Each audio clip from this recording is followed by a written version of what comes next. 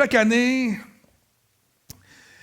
il y en a-tu que ça fait bien longtemps que vous êtes chrétien, là? On va dire 20 ans et plus. Levez vos mains, là. Hein? 30 ans et plus.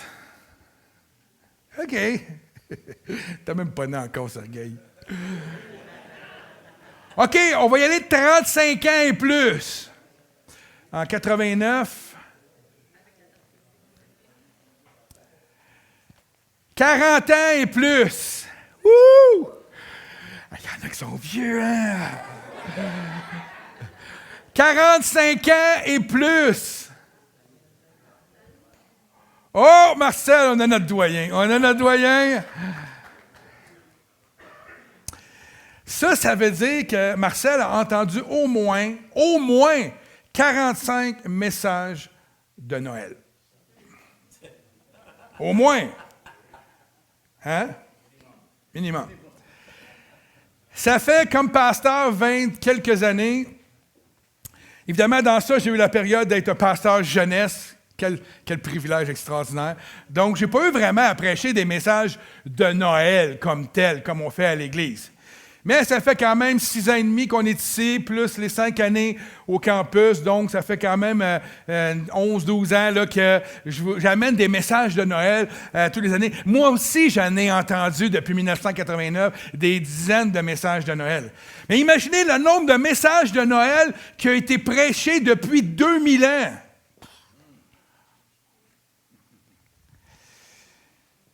Et à chaque année, à la période de Noël, je suis toujours à la recherche du message ou des messages, parce que des fois on en prêche 2, 3, que personne n'a jamais entendu. Yes, sir. Et je pense que c'est la mission de tous les pasteurs. On creuse la parole, on cherche à trouver le message de Noël. Puis bref, c'est impossible. Pasteur, si vous écoutez ce matin, arrêtez de chercher, ils ont tous été prêchés, les messages de Noël. La naissance du Christ ne peut pas être racontée de 1001 façons. Il y a une façon dont l'histoire relate la naissance de notre Sauveur. Amen? Amen. Alors, cette semaine, alors que je méditais à la recherche de ce trésor, de ce message, et à un moment donné, j'ai comme arrêté de chercher, puis là, j'ai continué dans ma lecture quotidienne, et je me suis arrêté sur j'étais dans les psaumes, et je me suis arrêté sur un psaume en particulier qui m'a touché. Puis quand j'ai commencé, j'étais rendu au psaume 120, j'ai lu le psaume 120, et après ça, j'ai pas pu m'empêcher de lire le 121, le 122, le 123. Puis quand vous êtes dans cette partie-là, c'est tous des petits psaumes. Ça se lit, là, c'est des tiers de pages, en tout cas, ça dépend de la Bible que vous avez. C'est sûr, quand tu as une grosse Bible comme ça, c'est peut-être écrit en gros caractères parce que tu es rendu vieux.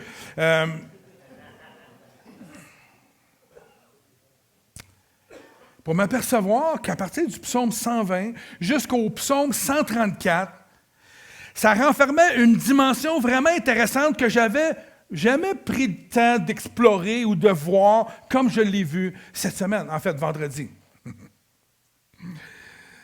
C'est là que le Seigneur m'a parlé au sujet de Noël. Il m'a dit, Normand, Noël, c'est tous les jours.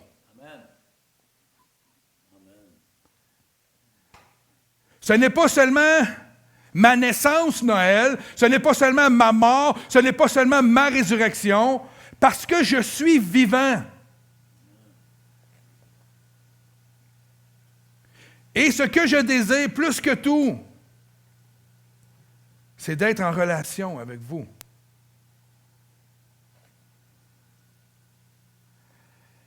Je ne suis pas seulement une fête, bien que je sois honoré que vous me célébrez, mais si seulement vous me célébrez en ces jours de Noël et que vous m'oubliez le restant de l'année, alors pourquoi me fêter? Pourtant, le but de ma naissance, de ma mort, de ma résurrection, était de vous donner la vie. De vous donner la vie afin de restaurer ce qui avait été volé dans le Jardin d'Éden, c'est-à-dire ma relation avec vous.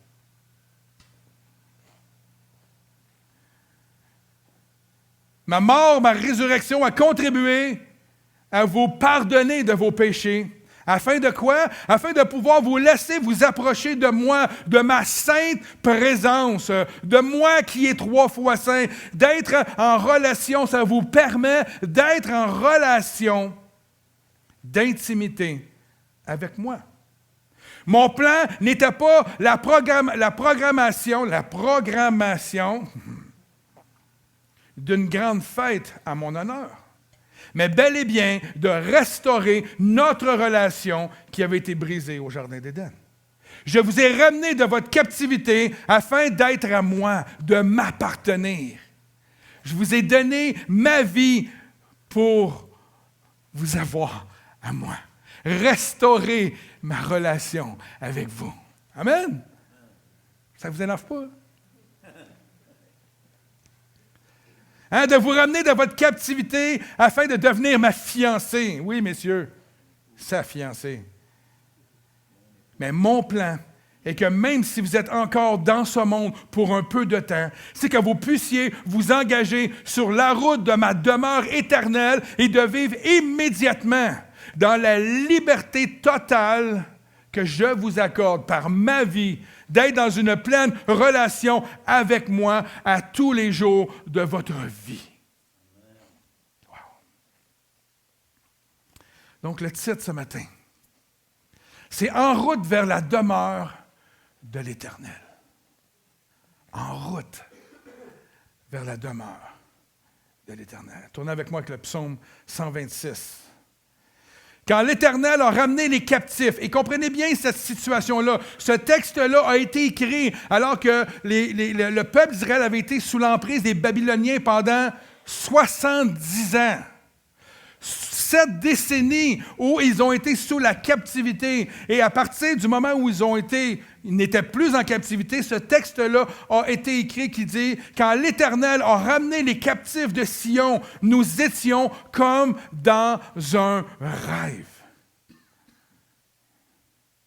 Alors nous ne cessions de rire et de pousser des cris de joie. Alors, quand vous vous imaginez pour quelle raison vous êtes dans la joie aujourd'hui, c'est parce que vous avez été ramenés de captivité, vous aussi. C'est ce qui produit la joie en nous. Amen. Alors, on disait chez les autres peuples qui les environnaient, qui étaient autour d'eux, « Oh, l'Éternel a fait pour eux de grandes choses. » Les peuples autour voyaient ce qui est arrivé. Oui, l'Éternel a fait pour nous de grandes choses. Nous sommes dans la joie. C'est un beau texte. La semaine passée, ceux qui étaient là dimanche passé, nous nous sommes tous levés à la fin de la réunion d'un bond, tous ensemble, pour avancer ici à la recherche de Dieu. Vous en souvenez? Nous nous sommes avancés ensemble vers le trône, comme si nous montions au temple ensemble afin de lui rendre honneur, de lui rendre toute l'adoration qu'elle lui mérite. Et Dieu a parlé. Combien il y en a que Dieu a parlé dimanche passé? Levez vos mains, je veux voir vos mains. Dieu a écouté et Dieu a agi. Nous sommes avancés ensemble par reconnaissance, sachant très bien que sans lui, rien n'est possible pour chacun d'entre nous. Nous nous sommes avancés vers lui car il est notre vie, il est notre délivrance. Souvenez-vous de ce qu'on vient de chanter, notre bénédiction, notre sagesse. Il a toutes les possibilités en lui pour nous. Il est notre joie. Il est celui qui rend nos rêves et nos désirs possibles, frères et sœurs. Moi, vous devriez crier « Amen ».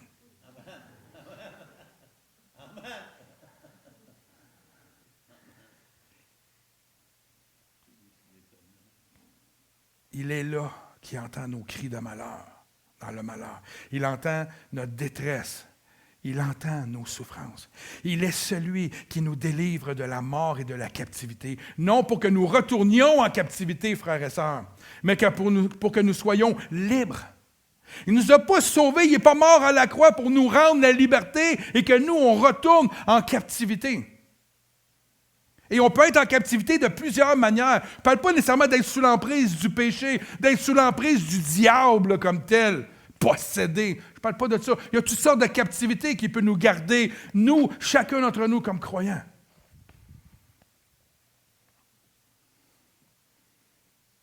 Il veut nous rendre libres. Libres de tout fardeau. Libres d'être dans une joie complète. Le monde, l'esprit de ce monde veut accabler les êtres humains. Dieu rend joyeux son peuple. Dieu rend joyeux ceux et celles en qui ils mettent leur confiance dans Dieu. C'est ça la réalité. Des fois, je me dis, non, calme-toi, t'es trop. C'est trop. C'est trop, j'étais avec du monde, c'est trop. Je suis trop. Je ne peux pas me calmer. Dans le psaume 113, Dieu dit, j'ai mis mes yeux sur la terre et je t'ai pris dans les excréments. Je t'ai fait sortir pour te faire asseoir avec mon peuple. C'est ça que j'étais, c'est là où j'étais. Comment aujourd'hui je peux être triste?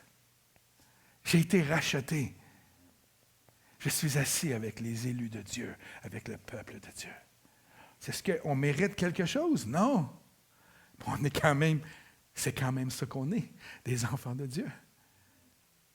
Je suis un prince. Vous ne le croyez pas, hein? Je suis un prince. Et celui qui s'attaque à moi vivra avec le roi. Le roi va s'en occuper. J'ai lu une belle histoire cette semaine. C'est un pasteur un jour qui était à l'aéroport en attente de son vol. Alors qu'il était en ligne pour aller se commander un café. Vous savez comment c'est fait dans les aéroports, là? Tu as les gates, là, comment on appelle ça, les portes d'embarquement, là, qui sont comme sur le bord, si on veut, vers la piste d'atterrissage puis de décollage. Là. Puis sur l'autre côté, bien souvent, tu as des restaurants, des cafés, toutes sortes de bons. Et le pasteur est là en ligne pour se commander un café. Puis il pouvait voir en arrière de lui, pendant qu'il était en ligne, la porte d'embarquement, pas la sienne, mais d'une autre porte d'embarquement. Il était là comme ça. Et vous savez que où est-ce que les portes d'embarquement, on va dire que la porte d'embarquement, c'est là, bien, c'est un genre d'immense salon où il y a une multitude de sièges qui peut asseoir probablement des centaines de personnes ou au moins une centaine de personnes. Je ne sais pas comment il peut rentrer de gens dans un avion. Et c'est ça, excusez, je vais juste raconter l'histoire comme du monde. Puis il y avait une grande fenêtre qui donnait sur la piste et le soleil était radieux, il était éblouissant, c'était une super de belle journée. Il y avait des téléviseurs, il y avait même un petit genre de petit jardin avec des plantes d'un côté. Le lieu d'attente n'était pas plein, il n'y avait pas du monde partout, seulement quelques personnes attendaient. Et alors que le pasteur observait les gens, il y avait une rangée qui se trouvait face au mur. Pensez-y, là, il y a un mur ici, là. Pense que c'est un gros mur. Puis il y a une rangée là, et l'histoire dit qu'il y avait plusieurs personnes assises, un à côté de l'autre, alors que tout l'endroit était libre, là. Il aurait fallu s'asseoir n'importe où, mais ils étaient tous assis là, devant un mur. C'est agréable, là,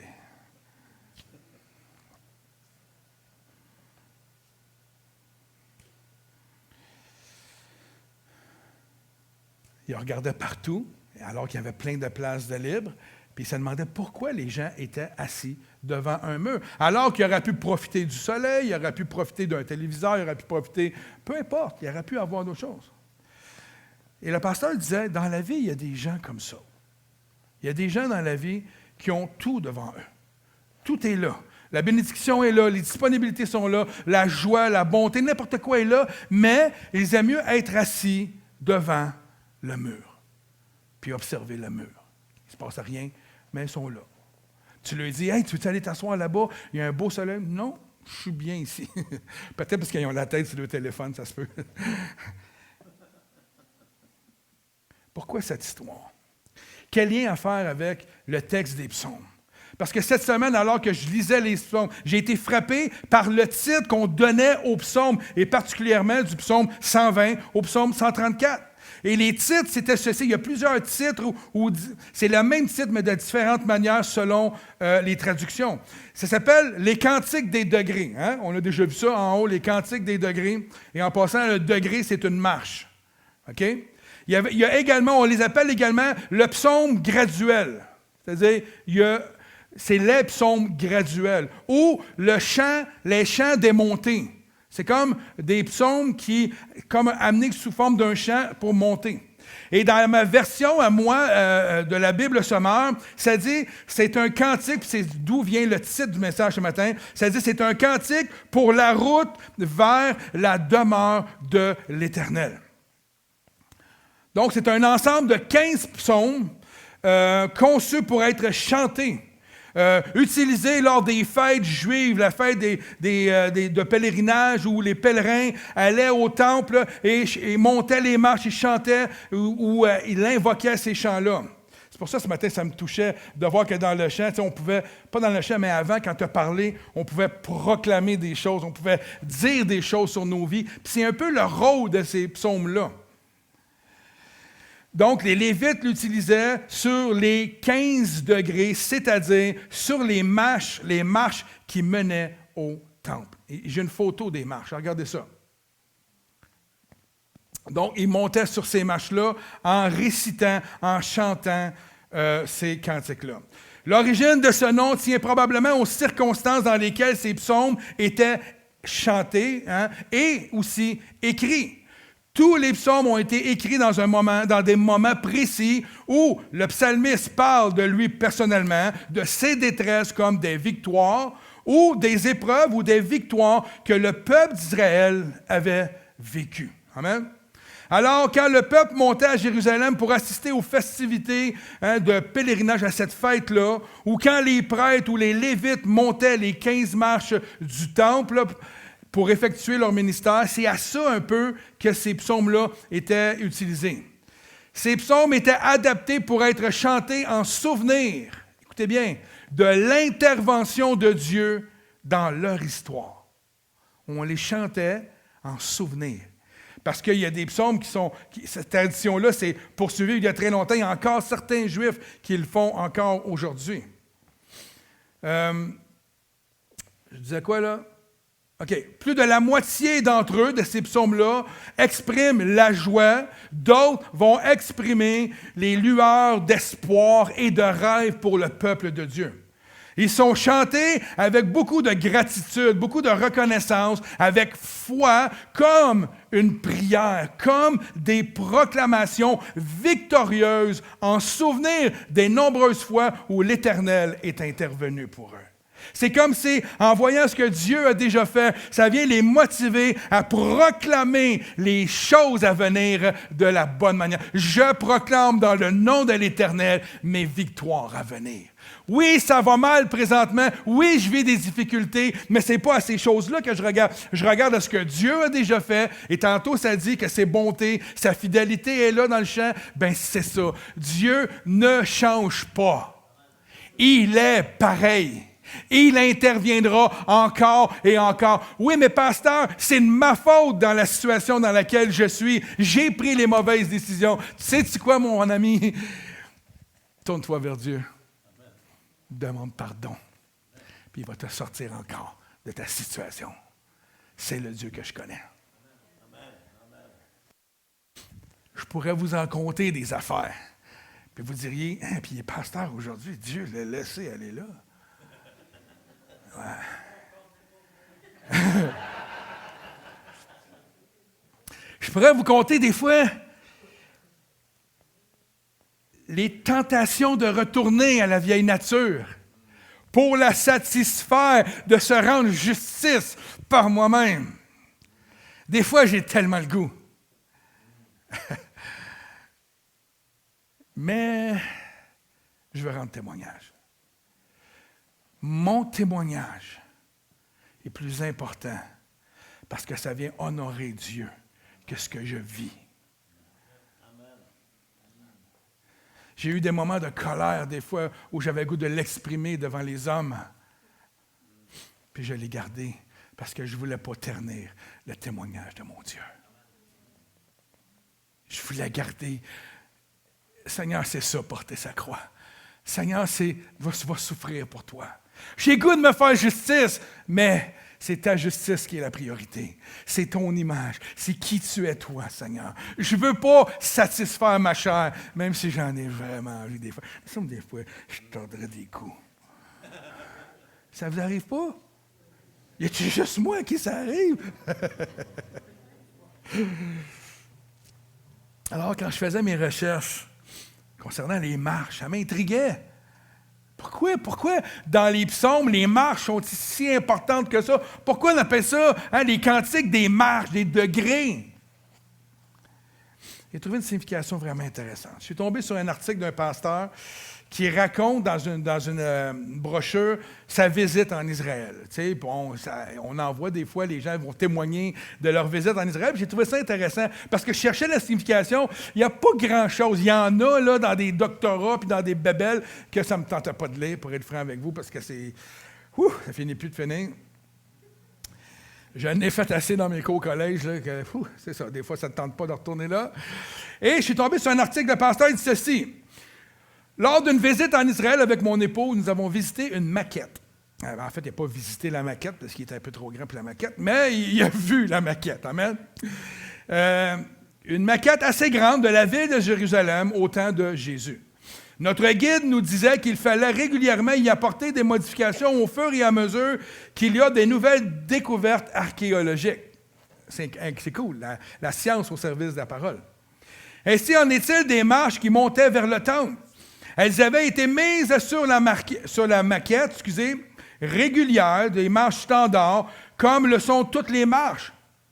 Eh bien, les fouilles ont démontré qu'elles étaient au contraire très irrégulières. Regardez les marches. Il y a une marche large, une marche pas large, une marche plus longue. Il y a tout ça. Regardez, les marches ne sont même pas pleines longueur. Des fois, ils coupent au milieu. Là, il y a un autre. Vous les voyez? Amen? Très irrégulières. Certains étaient beaucoup plus profonds que d'autres et pas forcément une sur deux. C'est ce que j'ai pu constater lorsque j'ai emprunté moi-même ces marches, pas très loin du mur occidental, qui est près du mur des Lamentations, en fait. J'ai donc demandé à la guide pourquoi les marches étaient-ils construites comme ça. Et l'explication de la guide nous a impressionnés par son réalisme et la profondeur de la leçon que nous devrions tirer pour nous-mêmes. La guide dit ceci.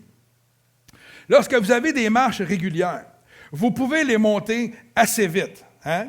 Il y en a-t-il des impatients comme moi? Moi, je les monte 2 par 2, 3. Des fois, j'essaye plus que 3. Ça commence à être tough. Là. À 53, là, c'est dur. Mais oui, c'est dur pour les genoux, tu as raison. Et tu sais, quand elles sont régulières, les marches, facile à monter 2 à la fois, d'aller vite, toc, toc, toc, toc, toc. Puis tu sais, bon, bref, on va passer mon expérience personnelle. Il en est tout autre lorsque les marches sont irrégulières. Vous êtes obligé de les monter doucement.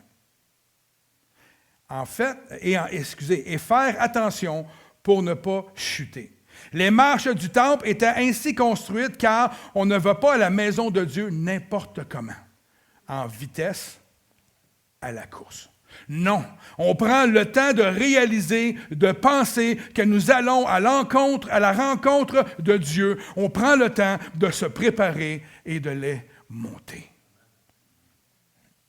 Et ces cantiques-là quand ils ont été écrits, je ne pense pas qu'ils savaient à l'époque la portée qu'ils auraient. Mais les Juifs ont pris ces cantiques-là et à chaque fois qu'ils montaient la marche numéro 1, ils prenaient le cantique, le psaume 120, et récitaient ça comme une proclamation. Comme se souvenir des victoires de l'Éternel pour son peuple. Ouh! Et là, il passait à la marche suivante. Il y en a-t-il qui ont déjà été au stade olympique? C'était un peu de même au stade. Les marches sont irrégulières. Essayez de les monter vite. Je vous le dis, vous avez de l'air handicapé. Ça ne marche pas. Ça fait tout croche. Et j'aimais l'image. Alors, ma réflexion ce matin est que la vie chrétienne n'est pas quelque chose que nous devons prendre à la légère. Dans le sens de se dépêcher et faire les choses rapidement, sans réaliser ce que nous faisons. Quand j'ai donné ma vie à Jésus, en 1989, on m'avait dit, « Normand, tu dois lire 1 heure par jour. Et tu dois lire un psaume, un proverbe, un texte de l'Ancien, un texte du Nouveau. Tu dois prier 1 heure par jour. Donc, moi, je travaillais à 7 heures le matin. Je me levais à 4h15 pour pouvoir faire tout ça. Et je lisais comme... Tu sais, je lisais, je faisais ma prière comme une épicerie. Il n'y avait rien de spontané. Je me dépêchais à accomplir mes devoirs chrétiens. Et quand je lisais ça, ça m'a ramené à ce moment-là, où Dieu m'avait parlé à cette époque-là. Puis il m'avait dit, « Yo, je suis une personne qui désire avoir une relation avec toi. Laisse-moi aussi te parler. Prends ton temps. Je ne suis pas pressé. » Puis je me souviens de l'époque, il m'avait juste dit, « On va être ensemble pour l'éternité. Relax. Il n'y a pas le feu. » Vous connaissez un petit peu Speedy Gonzalez? Bien, c'est ça. Il a fallu que j'apprenne à découvrir Dieu, à prendre le temps avec Dieu, à parler à Dieu doucement. Des fois, je n'avais pas grand-chose à dire. J'écrivais, j'avais des cartables de prière, de discussion avec Dieu. Prendre le temps de savourer notre vie chrétienne fait en sorte qu'on apprécie la vie chrétienne. Quand on la fait comme une religion, on l'abandonne à un moment donné. On n'est pas fait pour être enfermé dans une religion. L'être humain est trop indépendant, ou du moins cherche tellement son indépendance que dans un carcan, que peu importe lequel, qu'il soit religieux ou pas, il va rugir. Ça ne marchera pas, puis il va abandonner. Par contre, quand tu décides de prendre le temps avec Dieu, de découvrir Dieu, d'avoir une relation avec lui, ça va bien aller. Quand tu prends le temps de découvrir ton épouse ou ton époux, d'apprendre à la connaître, ça va bien aller. C'est pas comme toutes les autres épouses. C'est pas comme toutes. Les femmes ne font pas toutes pareilles. Les hommes sont tous pareils, hein, mesdames? Ils ne sont pas tous pareils. Je pense qu'il n'y a rien de plus insultant que quand on dit à sa femme, « Ah ouais, les femmes sont toutes pareilles. » Ah, ça veut dire que tu ne la connais pas.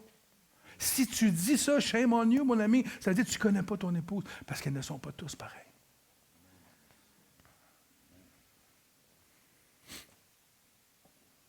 Notre relation avec Dieu n'est pas une relation avec un objet, une religion, comme je viens de dire, mais avec celui qui est vivant, le Dieu vivant. Avec celui qui mérite toute notre attention. À cause de son salut, évidemment, de sa grâce et de son désir d'être avec nous, nous devons un jour à la fois, une marche à la fois, prendre le temps de reconnaître tout ce que Dieu a fait. Et il va vous dire de quoi? Quand on prend le temps de regarder tout ce que Dieu a fait, ce qu'on vit dans le présent devient beaucoup moins lourd. Si moi, je prends une feuille, puis je marque tout ce que Dieu a fait versus les douleurs de ma vie, c'est incroyable la différence. Les bénédictions de Dieu. Il y en a une multitude. C'est dans les petites choses. Martin Smith, il chante un chant qui dit « Every little thing's gonna be all right ». Toutes les petites choses de la vie vont être correctes avec Dieu. Inquiète-toi pas. Il avait écrit ce chant-là à un frère qui avait atteint d'un cancer. Toutes les petites choses de la vie sont une bénédiction. On pourrait tout écrire ça à tous les jours. Je respire, je mange, j'ai un toit, j'ai une épouse, j'ai un époux, j'ai un travail, ça va bien. On pourrait-tu en avoir des bénédictions à l'infini? Un jour à la fois, une marche à la fois, prendre le temps de reconnaître tout ce que Dieu a fait. Pour moi, là, c'est ça, Noël. C'est reconnaître tout de Jésus. Pas juste le jour de sa naissance, tout. Ce message est également un message d'espoir, un message qui doit nous faire réaliser que même dans les pires situations de nos vies, nous devons continuer de rêver, de croire en Dieu et dans sa délivrance, peu importe la situation dans laquelle on est. Dans ses bénédictions, dans ses guérisons. Il y a des gens que je prie pour eux depuis des mois, des années pour leur guérison. Ils ne sont pas encore guéris aujourd'hui. I don't care, je vais prier encore.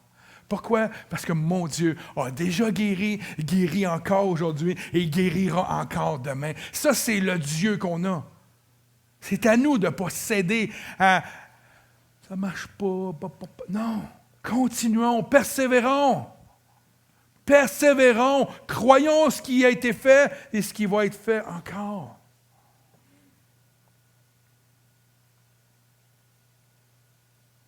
Continuons de rêver. Continuons de croire dans les prophéties. Que peu importe la situation dans laquelle nous nous retrouvons ce matin, rien ne lui est impossible. Peu importe les rêves qu'il a mis en toi et qui ne sont pas encore réalisés, crois en lui. J'ai été surpris dimanche matin passé, lorsque vous êtes avancés en avant, j'ai pris le temps d'aller prier pour vous. Combien de paroles ont été données de la part de Dieu? Des paroles de connaissance, des paroles prophétiques. J'ai été surpris de voir que Dieu avait déjà mis des promesses sur vos vies. Et que Dieu faisait juste les renouveler. Il vous disait, mets ta confiance en moi. C'est ce qui revenait tout le temps. Mets tes yeux sur moi. À la mesure où tu vas me chercher, toutes ces choses-là vont s'accomplir dans ta vie. Dieu vous a parlé. Et Dieu veut agir à travers nos vies. Chacun d'entre nous, tous et chacun avons un appel, des dons particuliers qui doivent être mis au service du corps afin d'être édifiés et prêts, enseignés, formés à aller dans le monde.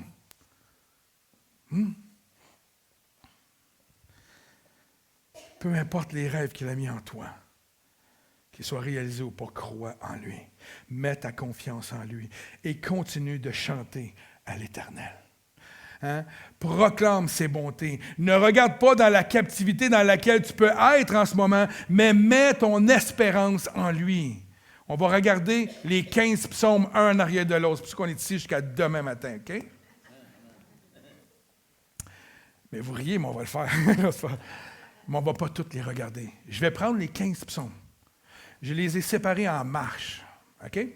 Et on va prendre le titre de chaque psaume, puis un petit bout de texte, puis réfléchissez. Le peuple d'Israël, les Lévites, les serviteurs, les gens qui allaient au temple de façon régulière, montaient marche par marche en proclamant les bontés de Dieu, en proclamant la délivrance, en proclamant la guérison, en proclamant les choses parce qu'ils croyaient dans leur Dieu plus que dans les circonstances qu'ils vivaient. Et alors ce matin, appropriez-vous ces textes. Et cette semaine, je vais vous encourager. Prenez ces 15 textes-là, c'est des petits textes en plus, et déclarez-le dans votre vie. Marche 1. Le titre était « Délivre-moi ». On connaît ces psaumes-là. Dans ma détresse, c'est l'Éternel. J'ai pris la version second 21, si je ne me trompe pas. Ouais. Dans ma détresse, c'est à l'Éternel que j'ai crié, et il m'a répondu. Éternel, délivre-moi des lèvres fausses et de la langue trompeuse. Quand les gens vous calomnient, quand les gens disent toutes sortes de choses à propos de vous à cause de Jésus-Christ. Excusez. Dieu, c'est celui qui va nous délivrer. Amen. Délivre-moi. Deuxièmement, la marche numéro 2. Mon secours vient. Hein? De qui? De qui vient notre secours? Des solutions de ce monde? Non, de l'Éternel. Hein? Je lève les yeux vers les montagnes, d'où me viendra le secours. Le secours me vient de l'Éternel qui a fait le ciel et la terre. Celui qui me secourt, c'est celui qui a créé ce monde. Donc, il n'y a pas plus grande autorité dans ce monde que celui qui l'a créé. Amen. La marche numéro 3, priez pour la paix de Jérusalem. Psaume 122, ça dit, « Je suis dans la joie quand on me dit, allons à la maison de l'Éternel. » Priez pour la paix de Jérusalem. Oui, que ceux qui t'aiment, ô Jérusalem, vivent en sécurité. Marche numéro 4, dans l'attente de sa grâce. Psaume 123, « J'ai levé les yeux vers toi, qui sièges dans le ciel. Oui, comme les serviteurs fixent leur regard sur la main du maître, comme la servante fixe ses regards sur la main de sa maîtresse, ainsi nos regards se tournent vers l'Éternel, notre Dieu, dans l'attente qu'il nous fasse grâce. » Il marchait sur les marches, citant, récitant. Puis là, c'est sûr, c'est plus que ça. Là. Chaque texte, je résume, je prends juste des bouts qui m'intéressaient à vous partager. Il y a beaucoup plus. Et ils mettaient leur confiance en Dieu et ils attendaient la grâce de Dieu dans leur vie. Marche numéro 5. Notre secours vient de l'Éternel. Notre secours est dans le nom de l'Éternel qui a fait le ciel et la terre. Marche numéro 6. Sécurité inébranlable, c'était le titre. Ceux qui se confient en l'Éternel sont comme le mont Sion. Il est inébranlable, il demeure pour toujours, pareil aux montagnes qui entourent Jérusalem. L'Éternel entoure son peuple dès maintenant et toujours, à jamais. Pourquoi paniquer? Il est avec nous à jamais. C'est tellement simple qu'on le complique, non? Marche numéro 7, c'est le texte qu'on a lu tantôt. Cantique pour la route qui va vers la demeure de l'Éternel. Quand l'Éternel a ramené les captifs de Sion, nous étions comme dans un rêve. Et le mot rêve ici est intéressant. C'est le mot shalom. Hein? On est dans le quoi? On est dans le 6. On l'a-tu passé? On l'a fait, le 6. Sécurité inébranlable. On va dans le 7. L'autre, s'il te plaît. Merci. Cantique pour la route vers la demeure. Et quand l'Éternel a ramené les captifs de Sion, nous étions comme dans un rêve. Et le mot rêve, ici, j'ai dit au Seigneur, il me semble que c'est weird comme phrase. On était comme dans un rêve. Et là, je suis allé voir, le rêve, c'est shalom. Le mot en hébreu, c'est shalom. Et ça dit ici, c'est comme s'ils étaient dans un rêve accompli. C'est-à-dire, c'est comme si Dieu avait répondu à une prière et ils étaient dans ça. C'était comme l'accomplissement. Ils le vivaient en réalité comme une prophétie accomplie. Et c'est pour ça qu'il dit ici, nous étions comme dans un rêve. Alors, qu'est-ce qu'ils se disent? Il dit, nous ne cessions de rire et de pousser des cris de joie. Pourquoi? Parce qu'ils réalisaient qu'ils avaient reçu, j'aurais pu sortir tous les textes qui promettaient au peuple d'Israël qu'ils étaient pour être délivrés par les prophètes. Et là, ici, ils le sont. Ils réalisent que la prophétie est accomplie, comme si nous étions dans cette prophétie, dans ce rêve accompli. Et ça dit, alors, nous ne cessions de rire et de pousser des cris de joie. Wouh!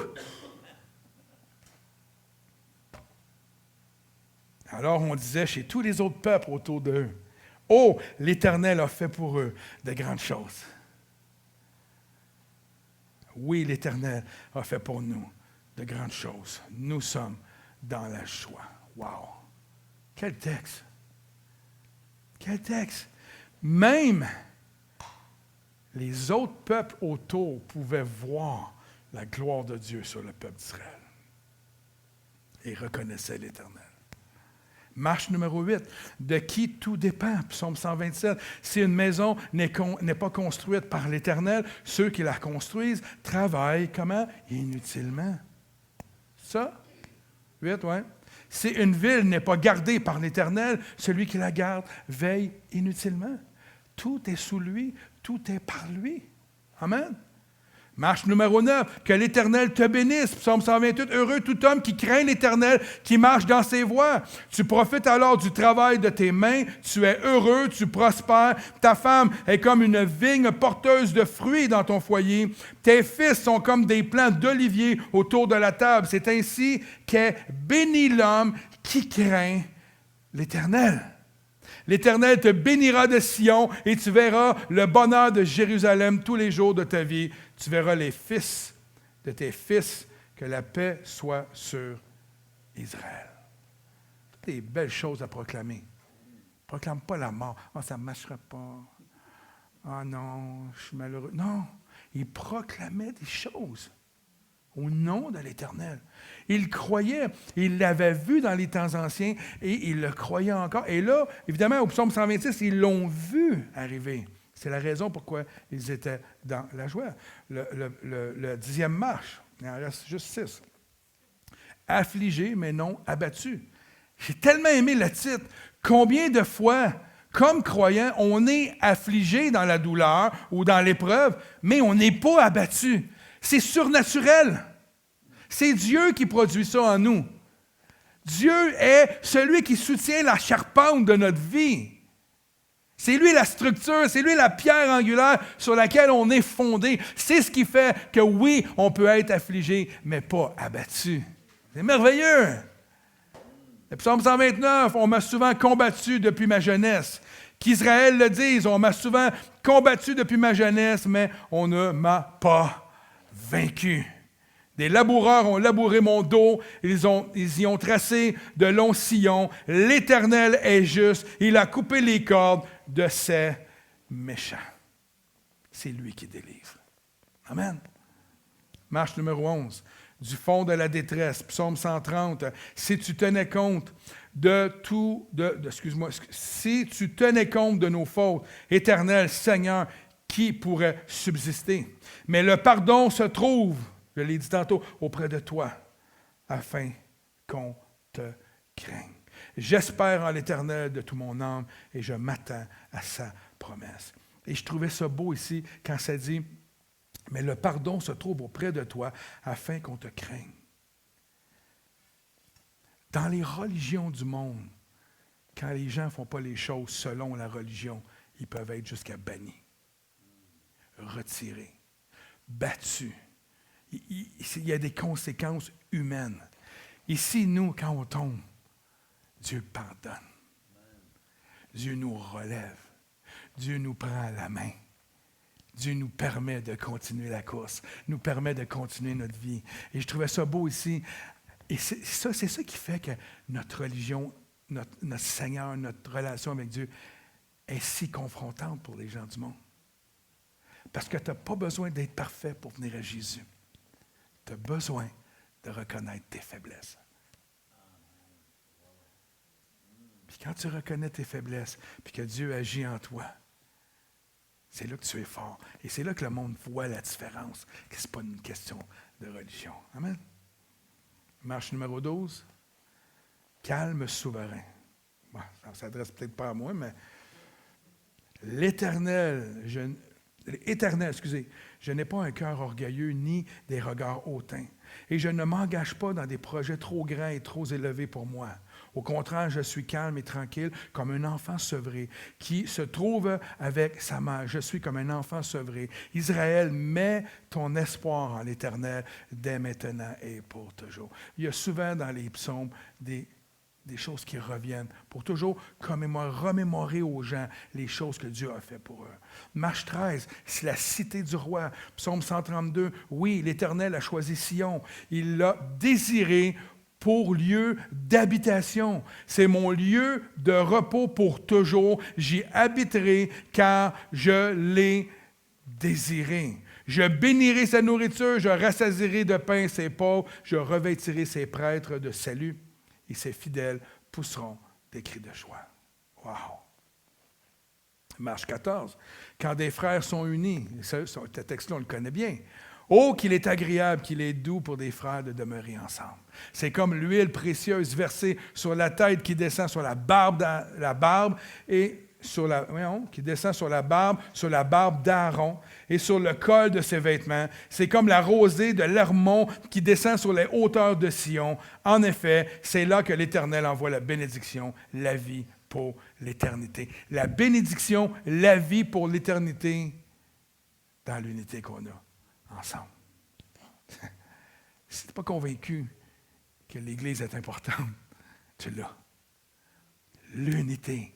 Dans l'unité, dans la fraternité, il y a une multitude de bénédictions. C'est la volonté de Dieu. On est rendu au 15e, la dernière. Louez le Seigneur. Psaume 134. Oh, bénissez l'Éternel, vous tous, serviteurs de l'Éternel, qui vous tenez dans la maison de l'Éternel pendant les nuits. Levez vos mains vers le sanctuaire et bénissez l'Éternel. Que l'Éternel te bénisse de Sion, lui qui a fait le ciel et la terre. Je demande aux musiciens de revenir. C'est quand même intéressant. Prenez le temps de le lire cette semaine, ces 15 psaumes-là. Et vous verrez qu'il y a comme une chronologie. C'est-à-dire, c'est comme si Dieu va sécuriser son peuple, va délivrer son peuple, va lui permettre d'avancer, va lui permettre d'espérer, de toujours être. C'est comme s'il y a continuellement un mouvement dans ces psaumes-là qui ont été récités, proclamés pour encourager le peuple de Dieu à ne pas rester dans l'état qu'ils sont. C'est comme si ces psaumes-là, lorsqu'on proclame les bontés de Dieu dans nos vies, lorsqu'on proclame les choses qu'il a fait, c'est comme si on ne s'assoit pas sur les temps difficiles qu'on peut avoir. On ne reste pas là. On sort de ça et on met notre confiance en l'Éternel. Alors, comme nous l'avons fait la semaine passée, montons tous les jours sur les marches des degrés, afin de faire vibrer les cieux de nos louanges. Ce n'est pas juste le dimanche, là. Tous les jours, nous avons cette responsabilité-là d'aller sur ces marches et de faire vibrer les cieux de nos louanges, de nos actions de grâce, de nos proclamations de foi, de chants de réjouissance, de reconnaissance, afin que, comme au temps du psalmiste, les peuples autour de nous puissent voir que Dieu est grand. Alors, ça dit ceci, alors on disait chez les autres peuples, « Oh, l'Éternel a fait pour eux de grandes choses. » Oui, l'Éternel a fait pour nous de grandes choses. Nous sommes dans la joie. Alors, à l'approche de Noël, moi, ma prière, c'est que les gens autour de moi puissent voir une différence. Que les gens puissent voir que Noël, pour nous, c'est pas juste les cadeaux, c'est pas juste tout ce qui vient, mais c'est plus que ça. Que ma vie chrétienne ne tourne pas autour d'un événement de la marche chrétienne. Ma vie chrétienne est à tous les jours. Qu'à tous les jours, ils puissent voir la joie dans mon visage. Qu'à tous les jours, ils puissent voir. Et ça, je vous le dis, ce n'est pas toujours facile. Mais si à tous les jours, nous sommes capables de nous présenter devant l'Éternel et proclamer ses bontés, proclamer sa parole, ses promesses, tout ce qu'il a fait, ça change notre vision des choses. Ça change notre manière de vivre. Amen. Vous comprenez ce matin? Est-ce qu'on peut aller dans le deuxième chant ou le troisième chant? Comme vous voulez. 2, 3? Tout?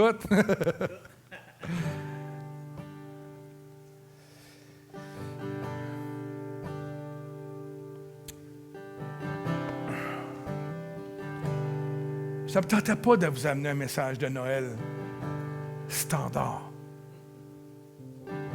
J'avais simplement le goût qu'on se rappelle de Jésus, pas juste pour sa naissance, pas juste pour la fondation de l'Église, du christianisme, mais qu'on se souvienne de Jésus pour la totale, de tout ce qu'il est, de Dieu le Père pour tout ce qu'il a accompli avant, pour l'Esprit, pour ce qu'il peut faire encore aujourd'hui avec nous. Soyons pas des chrétiens religieux, mais des chrétiens qui vivent au jour le jour avec ce que Dieu a en réserve pour nous. Parce que ce n'est pas la fin, on est le jour, on pourrait dire qu'on est un nouveau jour, mais c'est jour 1. Mais c'est un nouveau jour à tous les jours. À tous les jours, les possibilités de Dieu se renouvellent, les bontés de Dieu se renouvellent. Tous les jours, vous pouvez être dans une situation différente dans laquelle vous étiez hier. Amen. Levons-nous ce matin.